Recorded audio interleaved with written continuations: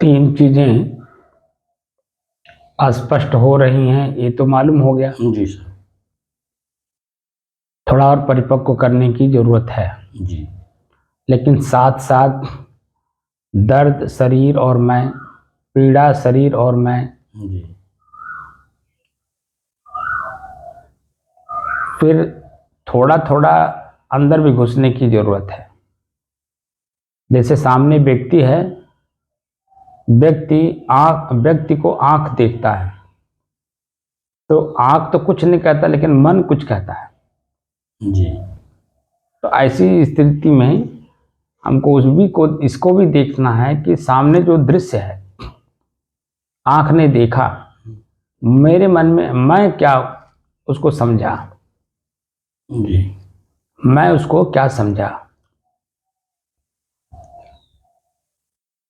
तो व्यक्ति, आंख और मैं, ठीक है ना।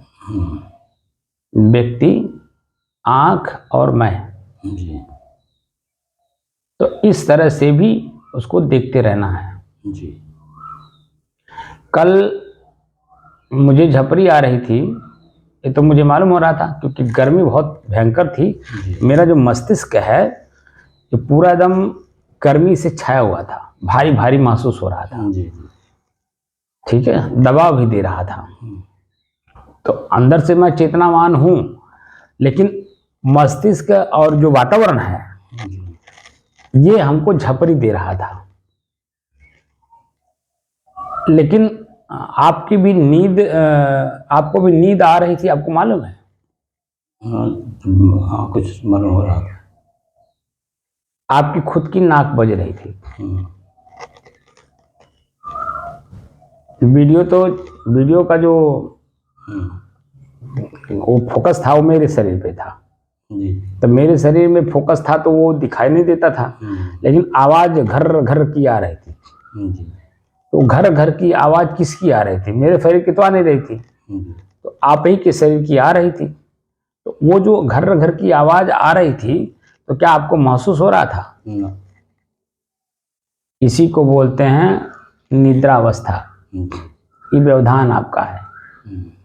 मुझे नींद आ रही थी, मुझे महसूस हो रहा था कि मेरा सर जो है झुक रहा है, ठीक है ना, क्योंकि मैं चेतना में था और मुझे खुद महसूस हो रहा था दबाव, ठीक है ना। और जैसे इस कमरे से बाहर गए, जो इस कमरे का दबाव था, गर्मी थी, मस्तिष्क भारी पर लग रहा था, वह बिल्कुल एकदम नॉर्मल हो गया, खत्म नहीं हुआ, नॉर्मल हो गया, क्योंकि बाहर के वातावरण में वो जाकर के मिल गया।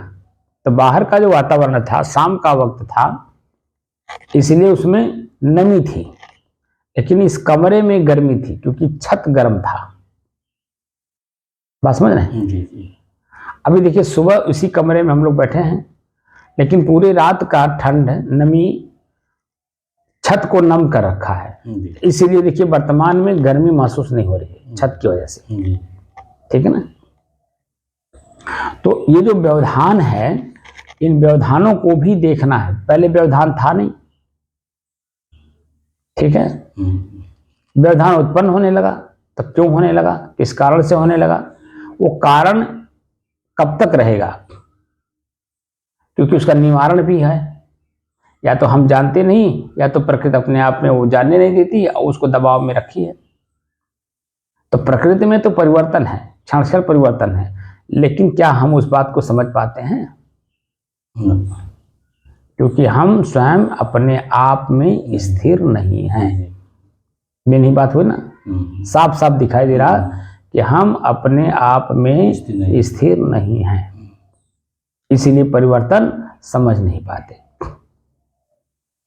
और जब हम अपने आप में स्थिर रहेंगे तो क्षण क्षण का परिवर्तन अपने शरीर में, मन में, इंद्रियों में, ठीक है, मांसपेशियों में, नसों में क्षण क्षण बदलाव हमें स्पष्ट दिखाई देगा, क्योंकि हम अपनी जगह पर स्थिर हैं। तो अंदरूनी रूप से भी, क्योंकि मैंने कहा था ना कि अभी हम लोग बहुत दूर हैं,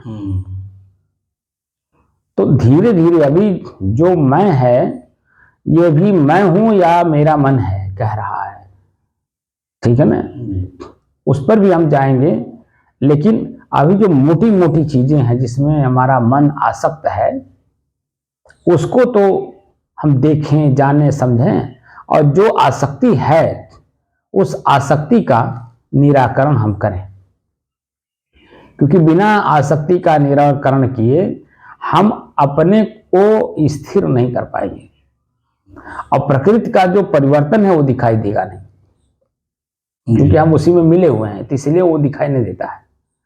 और जब हम तटस्थ होंगे, स्थिर होंगे, तटस्थ भी होंगे और स्थिर होंगे, तो दृष्टा साक्षी का अभ्यास होगा। तो साक्षी क्या क्या चीजें देख रहा है दृष्टा दृश्य के रूप में, ठीक है, जी तो वो महसूस होना शुरू हो जाएगा। और अंत में जाते जाते कुछ भी नहीं रहेगा, सिर्फ मैं शेष रहूंगा, जिसको मैं बार बार कहता हूं कि नींद की अवस्था। जी नींद की अवस्था में आप बता दीजिए, आपके अपने शरीर का, सूक्ष्म शरीर का, स्थूल शरीर का से ज्ञान नहीं रहता। कोई ज्ञान रहता है? ना। वही चीजें यहाँ जानकारी में हमें एकदम उसी अवस्था में रहना है जो नींद की अवस्था है, ठीक है ना। जी लेकिन धीरे धीरे चलना है। तो श्वास, नाक और मैं, पसीना, शरीर और मैं, अब जो इसके बीच में मिल रहे थे, तनाव, दबाव, खिंचाव, गर्मी, व्याकुलता, ये व्यवधान हमें दृढ़ता पूर्वक जब हम बैठे रहेंगे तो आएंगे जाएंगे, आएंगे जाएंगे, एक जाएगा तो एक आएगा, एक जाएगा तो एक आएगा, लेकिन मैं स्थिर हूं तो इनका परिवर्तन दिखाई देगा। समझ रहे हैं? तो इसी का अभ्यास पूर्ण करना है, और नींद न आने पाए इसका जरा ख्याल रखना है। बहुत ध्यान दीजिए इस पर बड़ी बारीकी के साथ, तब जो गहराई है ना, मैं स्वयं का जो गहराई है वो अपने आप पता चल जाएगा। लेकिन जो बीच के व्यवधान हैं ये हमें प्रभावित कर देते हैं अपने आप में मिला करके। समझ रहे हैं? जी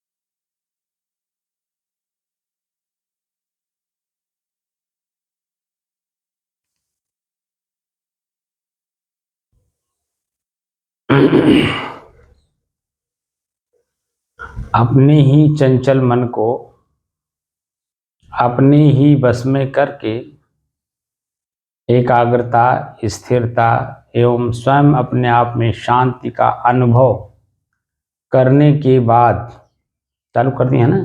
जी। चालू किए हैं कि नहीं? चलो।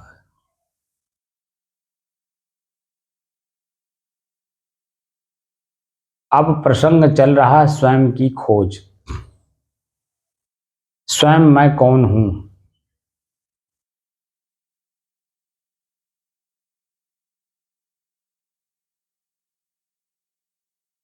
को जानने की दृष्टि से साधना करते करते आज 908 दिन हो गए। तारीख 3 मई सन 2024, प्रातः काल का समय, दिन शुक्रवार।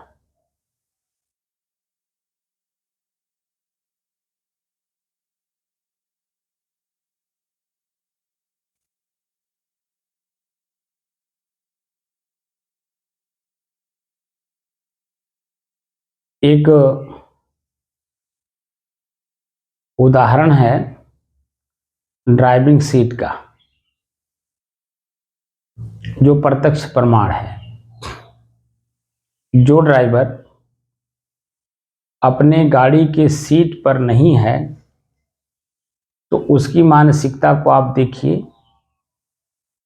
और वही जब अपने गाड़ी के सीट पर बैठ जाता है, अपने स्वयं के ड्राइविंग सीट पर, तो उस समय की उसकी मानसिक स्थिति देखिए।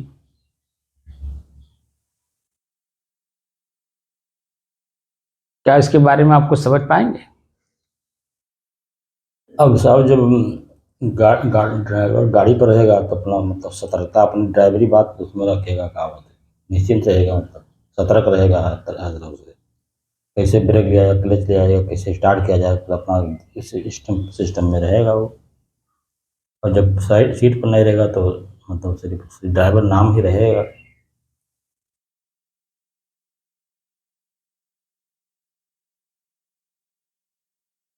ड्राइविंग सीट पे नहीं है ड्राइवर तो उस समय वो चंचल है। जी हाँ, उस चंचल चाहे जो कर रहा है, बैठने के बाद सतर्क हो जाना पड़ेगा उसको।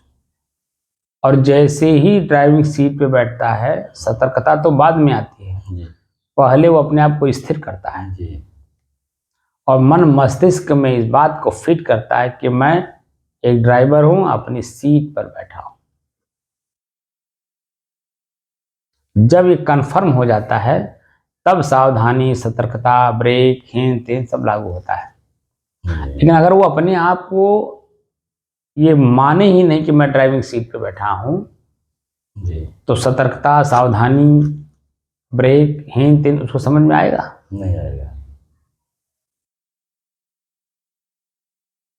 मेरा उद्देश्य इतना है कि जब आप ड्राइविंग सीट पे नहीं बैठे हैं तो आपकी इंद्रियां और आपका मन जो कहता वो आप करते हैं।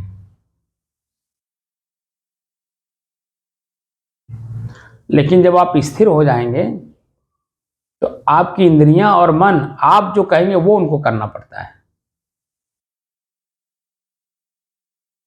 बात समझ रहे हैं कि नहीं? जी जी क्योंकि उन्हें अपनी स्थिरता का जानकारी, ज्ञान माने जानकारी है, जी और वो भी भीतर से है कि मैं अपने सीट पर बैठा हूं, तो इसलिए वहां चंचलता नहीं रखता है। पहले शुरुआती दौर में आपने देखा होगा जो गाड़ियां होती थी उनकी स्टेयरिंग जो है ना सीधे पहिए से जुड़ा होता था, तो काटने में बड़ा टाइम लेता था। ठीक है ना? तो इसीलिए जब चलते थे ड्राइवर लोग गाड़ी लेकर के तो ज़्यादा जो ये स्टेयरिंग जो है, स्टेयरिंग पे ज़्यादा वो ध्यान नहीं देते थे क्योंकि स्टेयरिंग टाइट होती थी। ठीक है ना? क्योंकि वो सीधे पहिए से जुड़ा होता था। अब क्या है कि स्टेयरिंग एकदम पानी की तरह होता है, हल्का सा बाल बराबर भी अगर कहीं घूम गया तो आपकी गाड़ी की पहिया जो है जिस तरफ वो मुड़ा होगा उस तरफ कितनी तेजी के साथ गड्ढे की ओर जाएगा मालूम नहीं पड़ेगा। तो इसलिए आज आप शायद अब जब लखनऊ जाइएगा अपनी गाड़ी से या बस से जैसे भी, तो आप जरा ड्राइवर को पढ़िएगा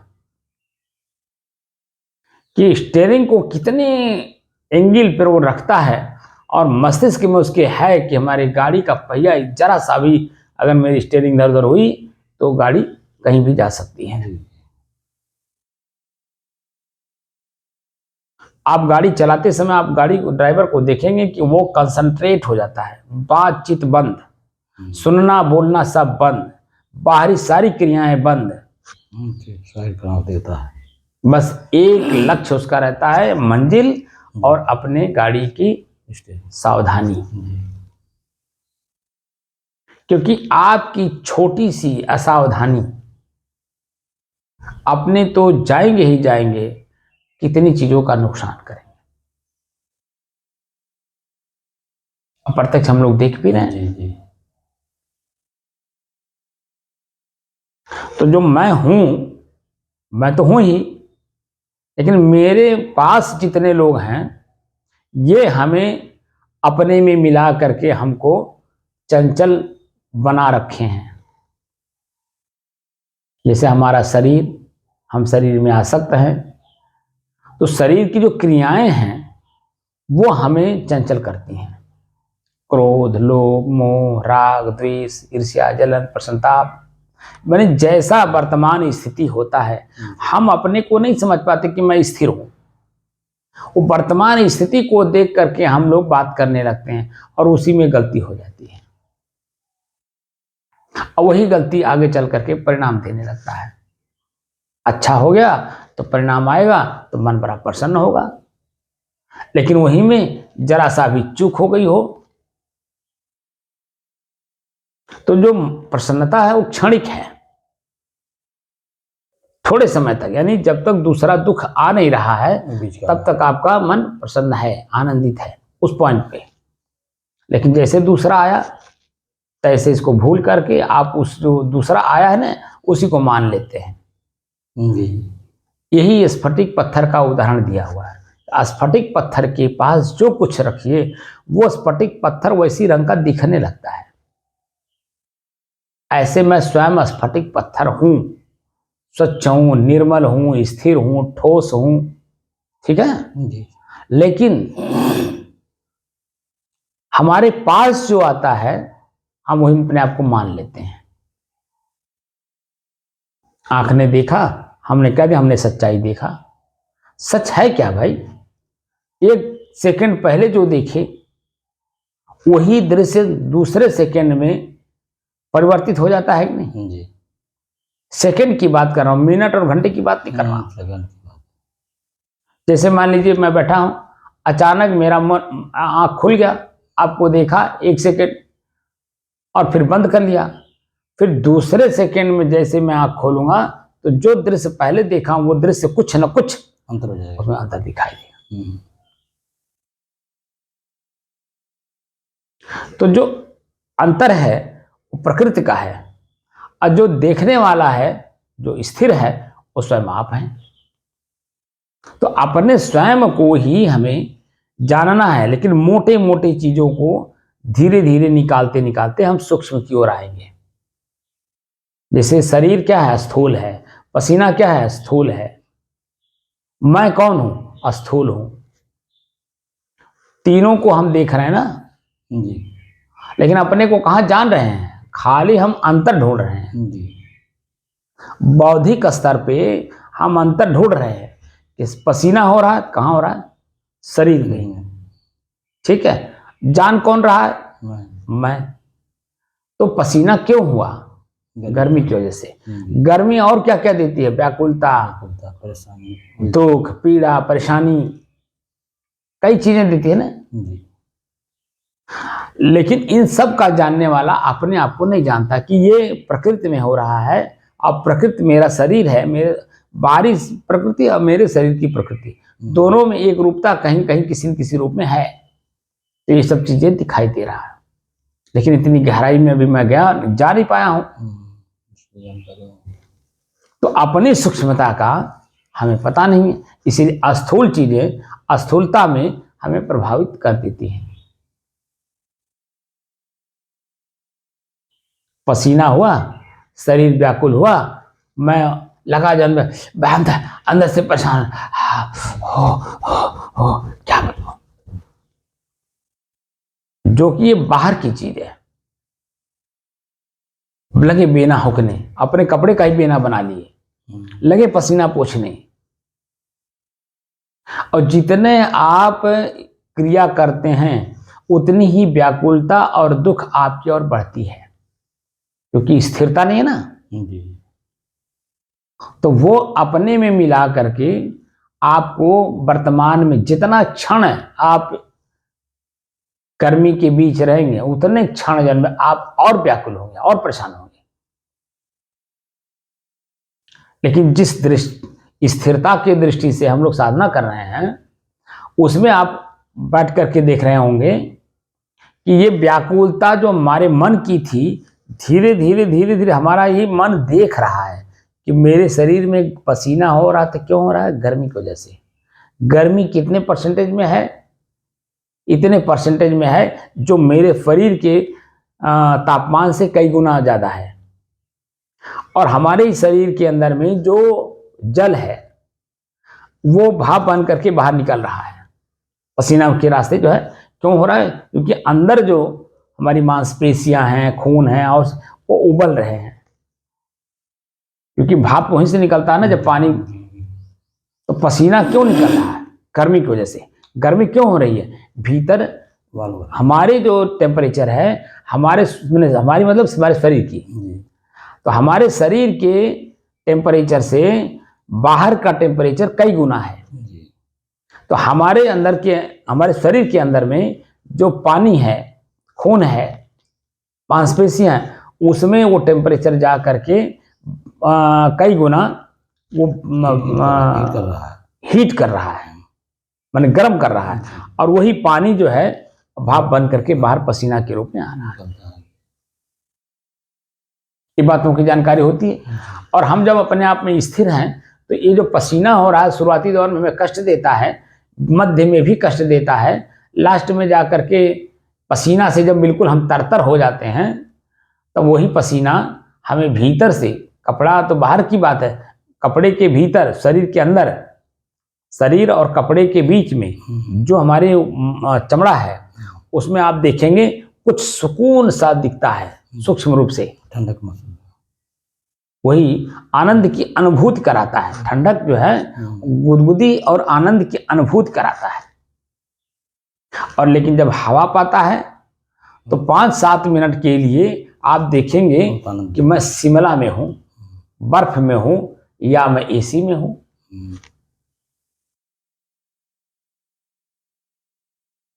लेकिन उस अवस्था में आने से पहले मन में, शरीर में और शरीर की मांसपेशियों में कितनी व्याकुलता रहती है, और उसे ही हम स्थिर नहीं कर पाते हैं। इसीलिए हम लगते हैं बेना होकने, लगते हैं पंखा चलाने। तो थोड़ी ही देर में पंखा चलने के कारण जो पसीना है वो सूख जाता है। अब पसीना जैसे सूखता है तो आप देखेंगे टुकड़े टुकड़े में जब वो दिखाई भी देता है, तो ये जो चमड़ी है ना ये फटने भी लगती है, और फटने के कारण आपने देखा होगा कि दर्द भी महसूस होता है, खून तो निकल जाता है, जाते हैं। ये सब प्रक्रियाएं जो है हमें अपने मन से ही देखना है। अभी अपना मन जो है इस लेवल पे पहुंच नहीं पा रहा है, जो मैं बता रहा हूं वो धीरे, वैसे अनुभवी हैं, इसीलिए आप वहां कोई कुतर्क वाली बात नहीं बोल रहे हैं, क्योंकि वो तर्क से आप इस बात का अनुभव पहले कर चुके हैं। इसीलिए देखिए मन वहां उसके समर्थन में शब्द बोल रहा है। लेकिन अगर अनुभूति न किए होते तो समर्थन के बजाय वहां कुतर्क करते, क्योंकि वो पॉइंट आप देख नहीं रहे हैं और मैं उस पॉइंट को देख करके बोल रहा हूं। तो दृष्टि हमारी जब एक रूप में हो जाती है तो दोनों की भावनाएं एक हो जाती हैं। और जब दृष्टि एक नहीं हुई तो भावनाएं अलग अलग होंगी ही, जी क्योंकि दृष्टि हमारी अलग अलग है। जी हम कुछ देख रहे हैं, आप कुछ देख रहे हैं, इसीलिए में अंतर्द्वंद बना रहता है।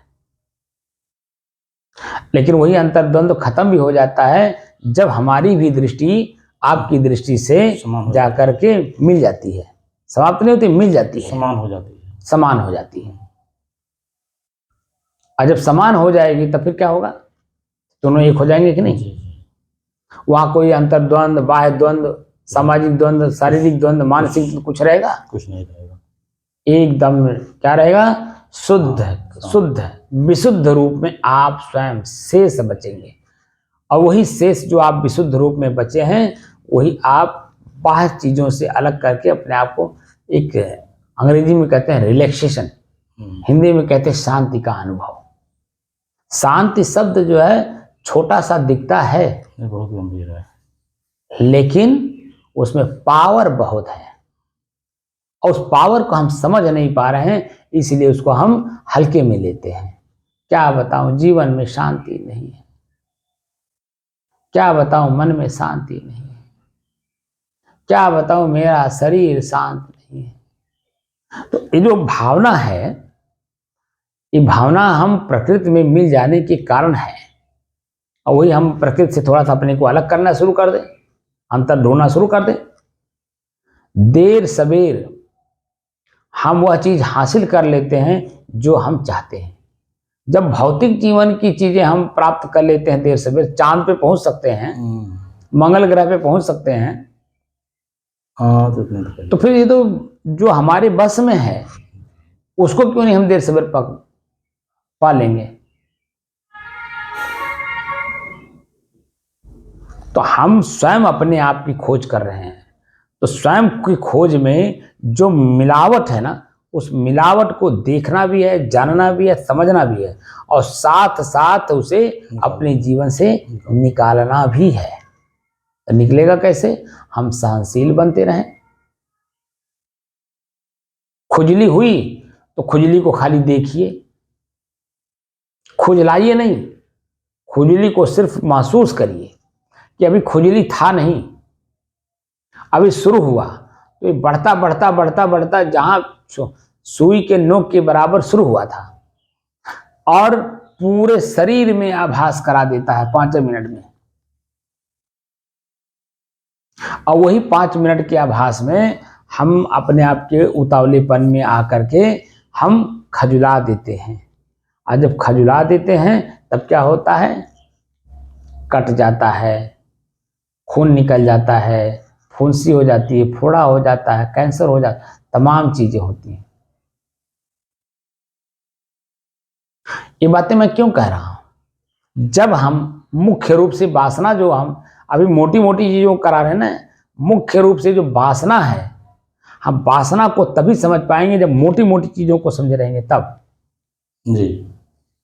क्योंकि वासना भी मेरे मन में उत्पन्न होता है, मन में पहले उत्पन्न होता है, शरीर में बाद में आता है। जैसे ही मन में उत्पन्न हुआ, अगर आप सतर्क और सावधान हैं तो उसको मन में तुरंत वहीं दबा देंगे, तो हमारे शरीर में वो चीजें उभरेगी नहीं जी। लेकिन अगर आप नहीं जानकार हैं तो उसको आप महत्व दे देंगे, और जब उसे महत्व दिए तैसे जब आपके शरीर में मन की गति के साथ साथ आपके शरीर की भी गति उसी में चलने लगी। और जैसे उसके बाहरी चीजों पे आप चिंतन करना शुरू किए, भीतर की सारी नसें अपने आप खड़ी होना शुरू हो जाती हैं और वो इतनी खड़ी हो जाती कि असहनीय हो जाती है। और असहनीय होने के बाद प्राकृतिक अप्राकृतिक किसी भी तरह का शरीर के साथ हम घटना जरूर घटा देते हैं।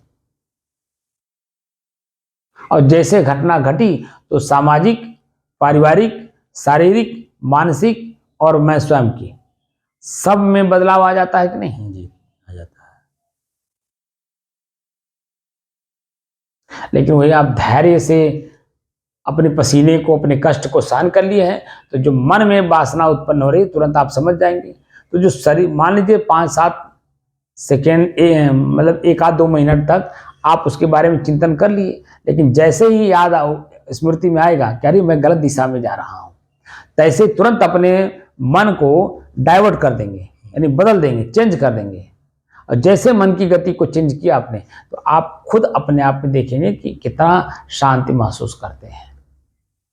जो कष्ट पीड़ा अनुभव कराना शुरू किया था, कौन? हमारा शरीर, हमारी इंद्रियां, हमारा मन, वही उसी को आप देखेंगे धीरे धीरे बिल्कुल शांत हो जाता है।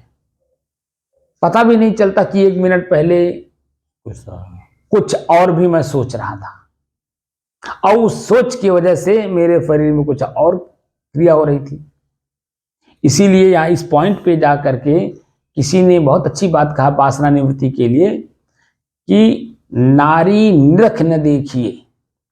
क्या लिखा है? नारी निरख न देखिए, निरख न कीजिए गौर, निरखत ही पे विष चढ़े, मन आवे कछु और। कितनी बड़ी बात कहा। नारी मतलब यह शरीर नहीं है, नारी मतलब हमारी इच्छा, हमारी कल्पना, इसको वासना बोलते हैं ना। वो शरीर के माध्यम से अभी आ सकता है, माने दृश्य के भी माध्यम से आ सकता है, कान के माध्यम से भी आ सकता है, जीभ के भी माध्यम से आ सकता है, अंदर की चिंतन से भी आ सकता है, कहीं से भी किसी भी रूप में आ सकता है। जैसे जागृत होता है हमारे मन को कंसंट्रेट कर देता है उसी एक जगह, और जैसे उसी पे हम केंद्रित हुए तो हम कौन सा कर्म कर बैठेंगे, उसका परिणाम क्या आएगा हमें कुछ पता नहीं रहेगा, क्योंकि वो वर्तमान दिखा रहा है, भूत और भविष्य नहीं दिखा रहा है। अब वर्तमान की चीजें जो हम कर बैठते हैं वही उसके परिणाम में हमें गलत चीजें मिलना शुरू हो जाती हैं। इसीलिए सहनशीलता एक गुण है, स्वयं प्रकृति से छूट करके अपने आप में स्थिर रहने के। तो उस गुण का हमें प्रयोग करना चाहिए। धीरे धीरे धीरे धीरे धीरे धीरे हम अपनी तरफ अग्रसर हो जाएंगे।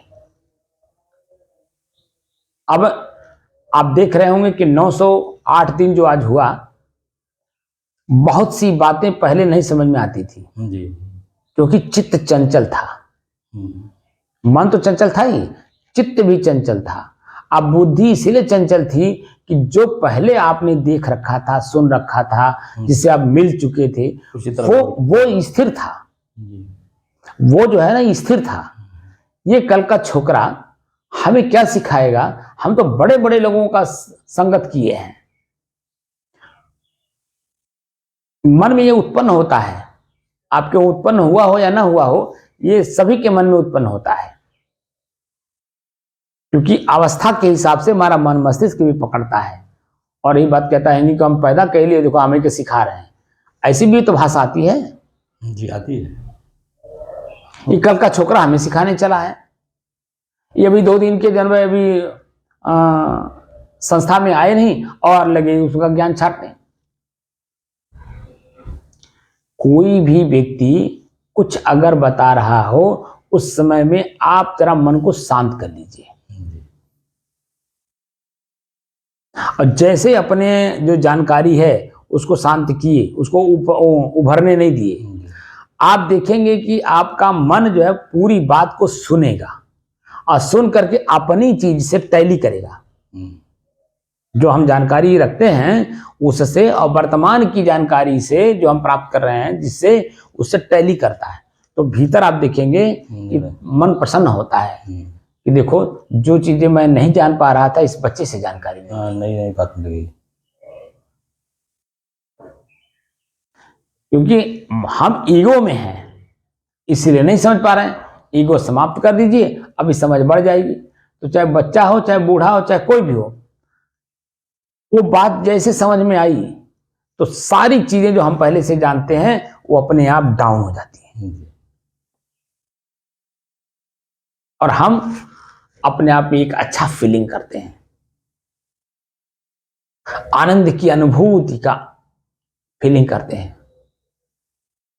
भावनात्मक रूप से देखेंगे तो हम बिल्कुल गदगद रहेंगे आप, और उनके सामने आप, तब आपका सर जो आपका ना झुकता किसी के सामने है, जब अपने अनुकूल कुछ पाता है तब, चाहे वो छोटा हो चाहे वो बड़ा हो, किसी रूप में हो, आपका सर तभी झुकता है जब आपको कुछ मिलता है, क्योंकि सर झुकाने से उनके अंदर में प्रसन्नता बढ़ती है, जी कि वो उनको ये भी एहसास होता है कि इनको कुछ समझ आई है, तब इनका सर झुका है। जी क्योंकि सर वहीं झुकता है जहां हम अपने अनुकूल कुछ पाते हैं। सर हमारा वहां नहीं झुकता जहां हमें कोई अपने अनुकूल चीजें नहीं मिलती हैं।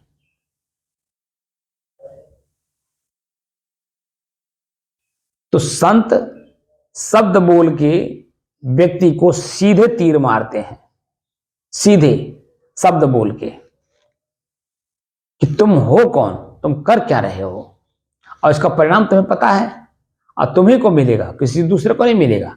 जो तुम कर रहे हो तुम्ही को मिलेगा, लेकिन आपको मालूम है कि मैं क्या कर रहा हूं, इसलिए थोड़ा सचेत होकर के काम करो। संत काम करना मना नहीं करते हैं, कहते हैं करो, लेकिन सचेत होके, चेतना में रह के, ताकि उसका जो परिणाम आवे तो चेतना में जब आप रहेंगे तो कष्ट पीड़ा दुख नहीं होगा, तो उसको बल्कि आप अच्छे के रूप में लेंगे। इसमें जो व्यवधान आ रहा है वो कैसे दूर करें, तो व्यवधान दूर कर देंगे तो आपको तो शारीरिक, मानसिक, आर्थिक, पारिवारिक, सामाजिक हर तरह का तो आपको लाभ मिला ही, लेकिन उस कार्य से अन्य लोगों को भी लाभ मिल रहा है। आपके परिवार को मिल रहा है, आपके पड़ोसी को मिल रहा है, यानी आपसे जुड़े हुए जितने भी लोग हैं सब अपने को शो करते हैं, हम फलाने के मित्र हैं। किसके? अरे फलाने के। कहते हैं कि नहीं कहते हैं? जी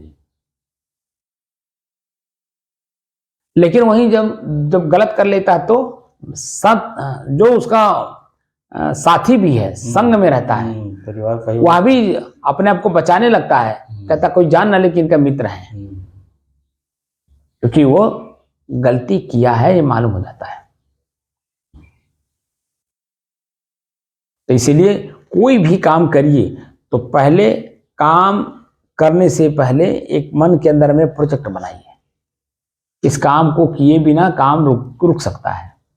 तो काम का परिणाम दो रूप में देखिए, अच्छे के रूप में, बुरे के रूप में।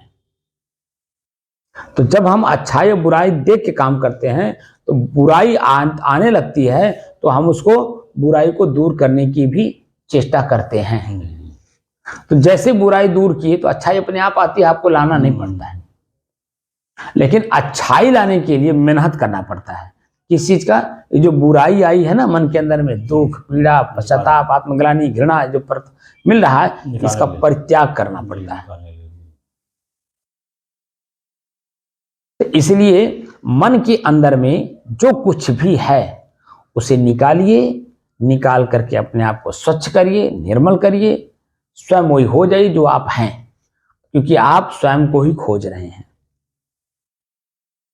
और अपने शरीर में ही खोज रहे हैं, बाहर नहीं खोज रहे हैं। ये विशेषता है कि शरीर के अंदर में खोज रहे हैं कि वहीं हमें मिलेगा। बाहर खोज रहे थे इसलिए नहीं मिल रहा था, क्योंकि बाहर में आप है नहीं है, आप तो हैं भीतर। आप अपने शरीर के बाह्य अंग में नहीं है, क्योंकि बाह्य अंग में आप महसूस नहीं कर सकते। जी अपने आप का एहसास अंदर होगा, हम अंदर से ही कर सकते हैं, बाहर से नहीं कर सकते, क्योंकि अंदर में है, क्योंकि अंदर में है। जी अगर बाहर से हम कर पाते तो जो हम जलाते हैं ना मूर्ति को, तो जलाने नहीं देता। इसलिए बाहर का फोकस त्याग करके आप, हम लोग जैसे गर्मी का सीजन चल ही रहा है, हम लोग पंखा नहीं चला रहे हैं, तो व्याकुलता तो निश्चित है, दर्द निश्चित है। देखिए भारीपन महसूस हो रहा है, भी होगा। ठंड है फिर भी भारीपन लग रहा है, क्योंकि इसकी गर्मी पूरी मिटी नहीं है, इसकी छत की, दीवार की।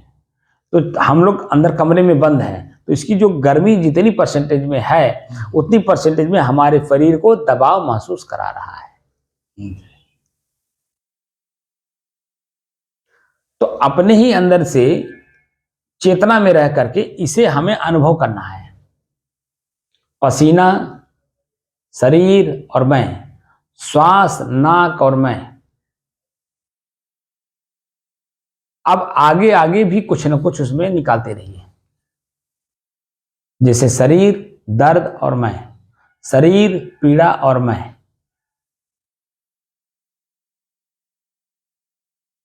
अब इसमें एक चीज और जोड़ लीजिए कि मच्छर का जो अगरबत्ती है उसे नहीं जलाना है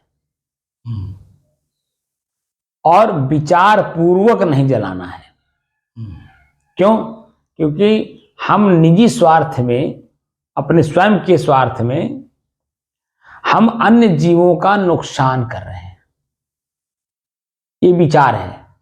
क्योंकि जैसे ही अगरबत्ती जलाते हैं उसका जो धुआं है उस लेवल पे बनाया हुआ है कि मच्छर, मक्खी या अन्य उस तरह के जानवर यानी जीव, उनका नुकसान हो, यानी वो मरे। तो अब यहां विचार पूर्वक हमें अगरबत्ती नहीं जलानी है। कौन सी? मच्छर वाली। क्योंकि मैं अपने निजी स्वार्थ में उसे जला रहा हूं और नुकसान अनेकों जीवों का हो रहा है।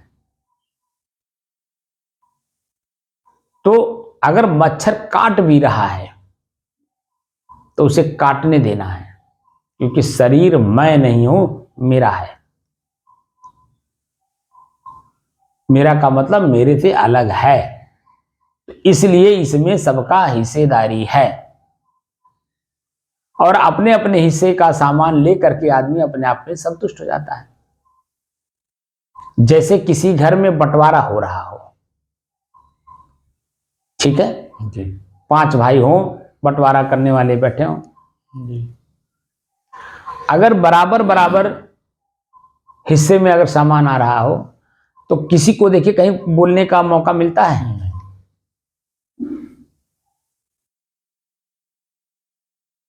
और अगर बराबर बराबर नहीं बट रहा हो तो बिना कहे वो बोलता है।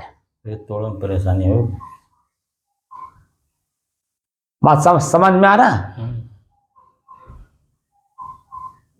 तो हमारे शरीर में बंटवारा है पहले से ही, 5 तत्व हैं, 5 आपस में अलग अलग हैं। हमारे ही अंदर में बंटवारा होता रहता 24 घंटा, और हम उसी में मिल करके काम करते हैं, इसीलिए हम उससे अलग नहीं समझ पाते अपने आप को। अब हमें अलग होकर के महसूस करके इनका निराकरण करना है। इनका निराकरण भी करना है ना। जब हम अपने को तटस्थ करेंगे तब ना निराकरण करेंगे। हम उसी में घुले मिले हैं तो तटस्थ कहाँ है, और तटस्थ नहीं है तो निराकरण कहाँ है। इसलिए उससे अपने को अलग करना है। तो मच्छर भी काट रहा हो तो काटने देना है, क्योंकि वो जो मच्छर है ना वह भी एक जीव है, और आपके शरीर पे वही जीव बैठेगा जिसका आप कर्ज खा रखे हो। मानव जीवन में जो हम लोग बड़े शौक से दूसरे का खा रहे हैं, ठीक है ना, जब वही हमसे लेता तो हमें पीड़ा होता है। तो अब पीड़ा को खत्म करना है, समझदारी के साथ काम करना है कि जो मच्छर हमारे शरीर पे बैठ रहे हैं या हमारे शरीर से खून को अपने शरीर में डाल रहे हैं, उनका हमारा पूर्व का लेन देन चल रहा है, और यही अगर समाप्त नहीं हुआ तो फिर आगे उनका रह जाएगा, शेष रह जाएगा। और जब शेष लेन देन रह जाएगा तो पक्का देर सवेर हमें वहां आना पड़ेगा। और हम चाह रहे हैं कि सदैव के लिए दुख से मुक्त हो। क्या चाह रहे हैं? सदैव के लिए दुख से मुक्त हो, हम दुख में ना आए। तो जो वर्तमान का दुख है इसे सहनशील बनना पड़ेगा। और जिसका जो सामान है वो अपना ले ले, मैं हल्का हो जाऊंगा, क्योंकि मुझे कोई नहीं ले जाता अपने घर। मेरे से जुड़ा हुआ सामान वो अपने घर ले जाता है।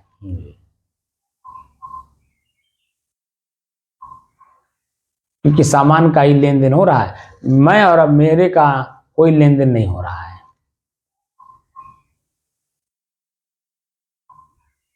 तो हमें अपने आप को ही जानना है ना, तो बारीकी से चलना है, बारीकियों में भी बारीकी करनी है। जैसे मैंने मच्छर को कहा ना, काटता तो काटने दीजिए। अब इसमें मोटी बुद्धि का आदमी तुरंत तर्क करेगा, तर्क नहीं करेगा, कुतर्क करेगा। बीमार हो जाए तो तमाम चीजें अब आप उस पर लागू करेगा। निमोनिया हो जाए, ये हो जाए, वो हो जाए, मच्छर काटने से बहुत प्रारब्ध बात आ जाएगी। नहीं, वो तो कहने के लिए ना मोटी मोटी चीजों को उलझेगा और हमें भी उलझाने की कोशिश करेगा, लेकिन हम उससे आगे निकल चुके हैं। जी तो हमें उसकी बात पे सुनना है, लेकिन उसका जवाब नहीं देना है, क्योंकि हमारी समझ उससे ऊपर की है। जी क्योंकि मेरे शरीर में या मेरे से वही जुड़ेगा जिसका पूर्व जन्म का लेन देन है। जी आपने देखा होगा बीच में बहुत सारी बातें हमने आपके विरोध में बोला, आपके मन को कष्ट भी हुआ होगा, बहुत कष्ट हुआ होगा, लेकिन हमारा आपका पूर्व का लेन देन है। मैंने बताया था ना, जी हमारा आपका लेन देन है, हमने आपसे लिया है। तो प्रकृति वो एकदम बिल्कुल फिक्स कर रखी कि ये आपने जो सामान इनसे लिए हो उन्हें आपको लौटाना भी है। अगर अपने पास रखे रहोगे तो उनके मन में रहेगा कि मेरा सामान उनके पास है, और मेरे अंदर में रहेगा कि मैं उनका सामान लिया हूं। अगर समय से दे दिया तो मैं ईमानदार हूं, अगर समय से नहीं दिया तो मैं आपका दोषी हूं कि नहीं, यानी उसका मैं दोषी हूं कि नहीं। जी इसीलिए मच्छर भी एक जीव है हमारी आपकी तरह, जी हमारा उसका लेन देन चल रहा है। लेन देन जिस दिन पूरा होगा वो अपने रास्ते, मैं अपने रास्ते। और लेन देन में, लेन देन करते समय हमने किसी को उसके साथ और क्या क्या जोड़ा।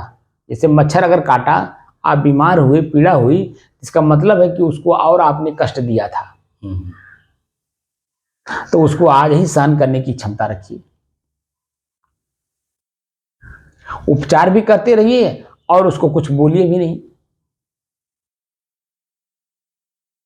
उपचार तो आपका परम कर्तव्य है आत्मकल्याण के लिए, लेकिन जब उसको आप बोलते रहेंगे, डांटते रहेंगे, मारते रहेंगे, तो वो आपका वो क्रियात्मक चीजें वो बढ़ती रहेंगी सूद ब्याज सहित। तो हमें क्या करना है, अपने आप को ही जानना है। तो मैं में मैं कितनी सामान मिला रखा हूं, वो सब सामानों को अलग अलग करना, अपने से अलग करना, अपने से अलग करना, अपने से अलग करना। ये मैं नहीं हूं, ये मैं नहीं हूं, ये मैं नहीं हूं, ये सब मेरे हैं, ये सब मेरे हैं, ये सब मेरे हैं। तो जब मैं नहीं हूं, मेरे हैं, तो साफ साफ अपने आप में अंतर दिखाई दे रहा है। मैं तो स्वयं हूं और मेरे में ये मेरे प्रकृति की चीजें मिल गई हैं। तो इनको हमें अलग अलग करना है और प्रत्यक्ष करना है। ये भी नहीं कि जैसे हम आंख बंद करके बैठे और अपने आप को मासूम, नहीं, प्रत्यक्ष एक बार देखिए हमारा शरीर हमसे अलग है। कैसे अलग है, इस शरीर में क्या भरा है, एक बार एक तसला में रख करके देखिए। मस्तिष्क को खूब उसमें चिंतन कराइए कि तुम्हारे शरीर में यही है, इसी के लिए तुम बड़े घमंड कर रहे हो। इसमें दुर्गंध है, पीप है, ये है, वो देखते ही आपका मन घृणित होता है। और उसी घृणित मन को आप समझाइए, क्या तुम्हारे शरीर में यही है।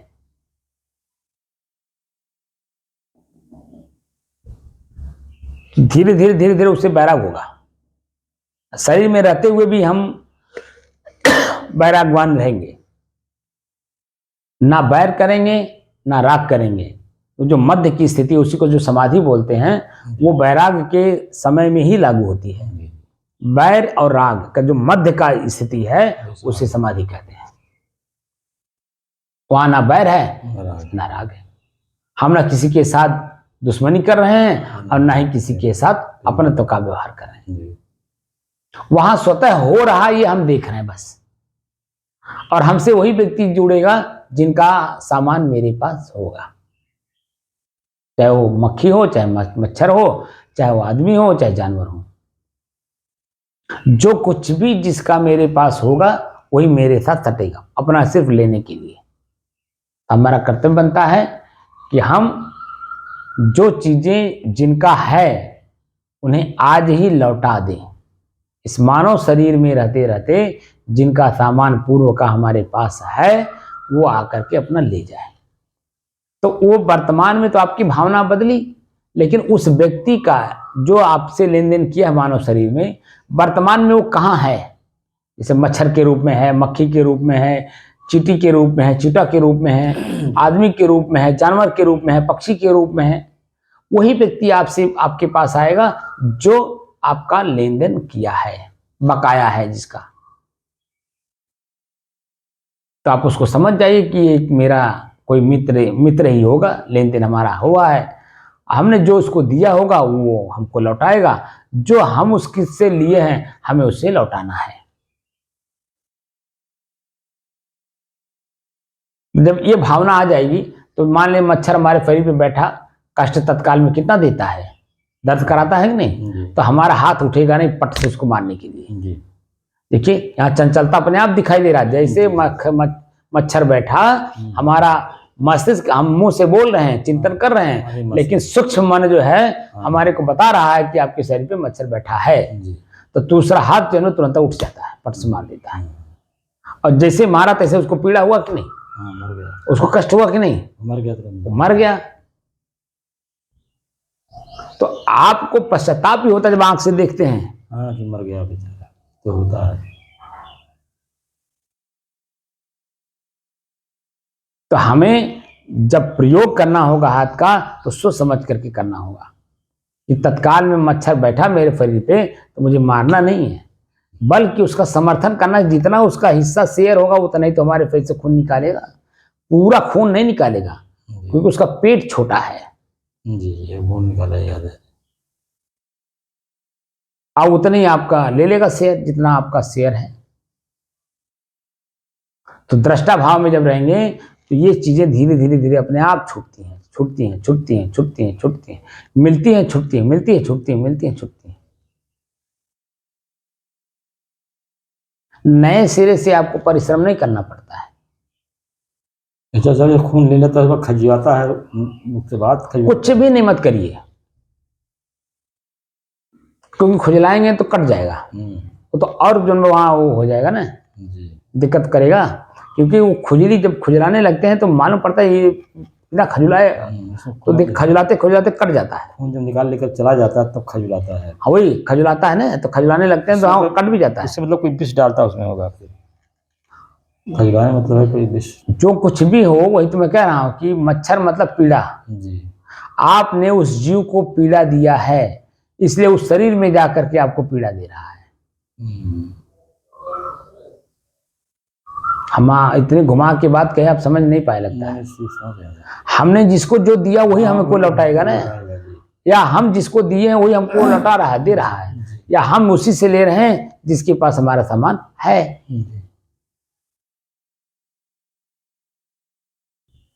तो जो मच्छर काट रहा है उसका सामान मेरे पास है, हमने उसको उससे लिया है, ले करके उसको पीड़ा दिया है। तो जो काटने के बाद जो दर्द महसूस होता है, पीड़ा महसूस होती है, इसका मतलब है कि उसको हम दिए थे वो अपना ले रहा है, वापस कर रहा है। तो हम अपने जगह पे स्थिर होकर के उसको सहन कर लें, और सहन कर लेंगे तो क्या होगा, वो आगे नहीं बढ़ेगा। यानी खजुलाने के बाद कटेगा नहीं, कटने के बाद फोड़ा फुंसी कैंसर वो नहीं बनेगा। बात समझ रहे? तो जितना है उतने में ही वो कष्ट रह जाएगा, आगे और विकास नहीं करेगा, बढ़ेगा नहीं। तो हमारा आपका कर्तव्य बनता है कि अपने को जान करके और अपने में जो कुछ भी मिल गया है उसे धीरे धीरे धीरे धीरे अपने से अलग करने की चेष्टा करिए।